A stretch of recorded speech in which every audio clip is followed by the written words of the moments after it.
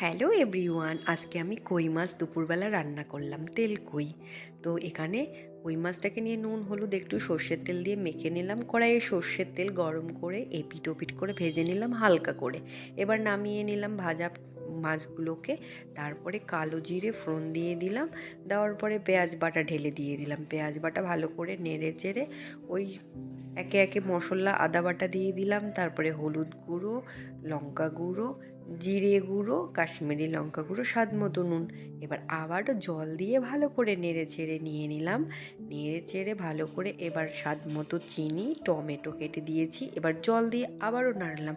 ভালো করে কষিয়ে নিয়ে যাচ্ছি মাছগুলোকে বলে দিয়ে দিয়েছে দিলাম, একে সোমবার। একে কাঁচা লঙ্কা দিয়ে দিলাম 4-5টা, উপরে সর্ষের তেল ছড়িয়ে নামিয়ে নিলাম আমার তেল কই রেসিপি। তো হ্যালো এভরিওয়ান, কেমন হয়েছে রেসিপিটা অবশ্যই কিন্তু কমেন্ট করে জানাবে। তেল কই।